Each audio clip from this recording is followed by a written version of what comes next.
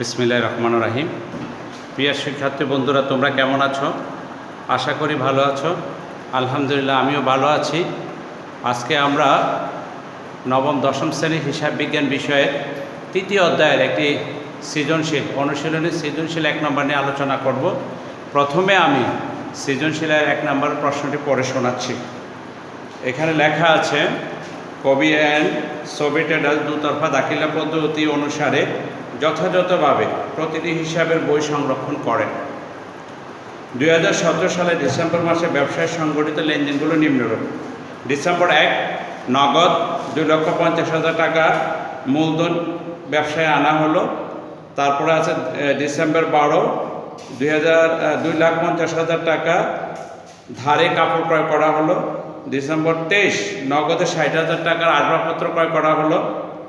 December 24, manager শাকিলকে বেতন প্রদান করা হলো 48,000 টাকা, বাউসার নং 102। ডিসেম্বর 30, নগদে কমিশন প্রাপ্তি 8,500 টাকা। ডিসেম্বর 31, 5% বাট্টা চেক দ্বারা পণ্য ক্রয় করা হলো 1,20,000 টাকা। যা করতে হবে, প্রথমে যে ডিসেম্বর মাসে মোট কত টাকা পণ্য ক্রয় করা হয়েছে। কবি অ্যান্ড সোভিয়েট ট্রেডার্সের উপযুক্ত লেনদেনগুলোর ডেবিট ও ক্রেডিট নির্ণয় করো। কবি অ্যান্ড সোভিয়েট ট্রেডার্সের 24শে ডিসেম্বর তারিখের লেনদেন অবলম্বনে একটি ভাউচার প্রস্তুত করো। এই ছিল আমাদের প্রশ্ন। আমরা প্রথমে কয়ের প্রশ্নের সমাধান করব। কয়ের প্রশ্নের মধ্যে বলা আছে, কবি অ্যান্ড সোভিয়েট ট্রেডার্স কত টাকার পণ্য ক্রয় করেছিল। পণ্য বলতে আমরা যে মাল ক্রয় করি এটাকে বলা হয় পণ্য। এখানে প্রশ্নের মধ্যে আসবাবপত্র ক্রয় আছে, এই জায়গাটা অনেকে ভুল করে যে পণ্য ক্রয় করার কথা বলা হয়েছে, কিন্তু অনেক সময় দেখা যায় পণ্য ক্রয়ের সাথে আসবাবপত্র ক্রয় পর্যন্ত লিখে দেয়। তাহলে এখানে ভুল হয়ে যাবে, কারণ আসবাবপত্র হলো ব্যবসায়ের সম্পদ, সুতরাং এটা পণ্য ক্রয়ের মধ্যে পড়ে না। এই বিষয়টা তোমাদেরকে মনে রাখতে হবে।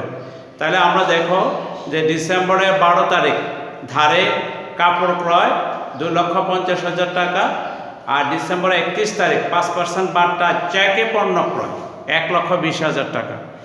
যদি বাট্টা থাকে তাহলে বাট্টা বাদ দিয়ে আমাদেরকে হিসাব করতে হবে। তাইলে আমরা নিচে লেখছি, দেখো যে বাদ কারবারে বাট্টা 5%, 1,20,000 টাকার 5% 6,000 টাকা। এটা যদি আমরা বাদ দিই তাইলে থাকে 1,14,000 টাকা। তাহলে মোট ক্রয়ের পরিমাণ 2,50,000 টাকা যোগ 1,14,000 টাকা, মোট 3,64,000 টাকা।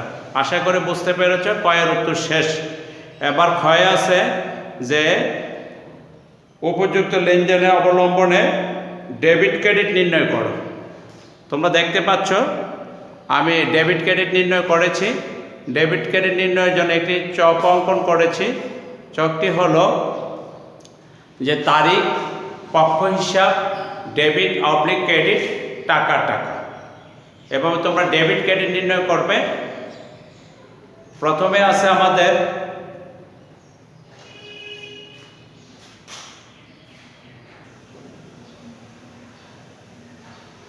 ডেবিট ক্রেডিট নির্ণয় করো।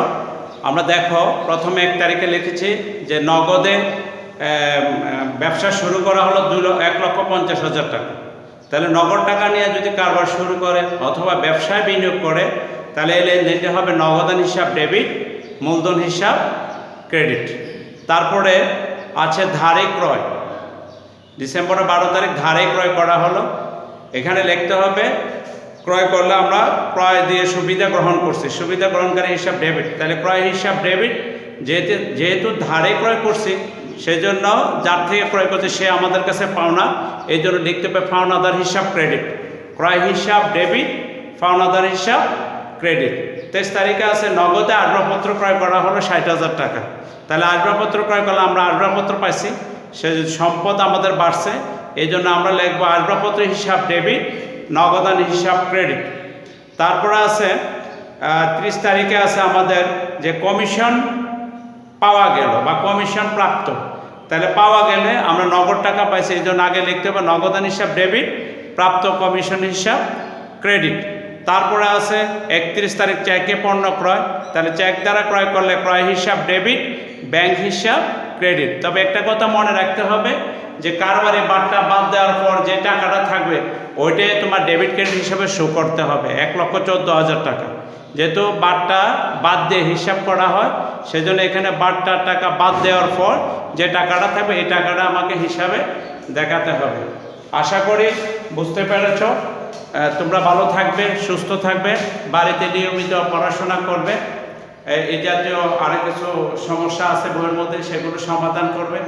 সবাই ভালো থেকো, সুস্থ থেকো। আল্লাহ হাফেজ।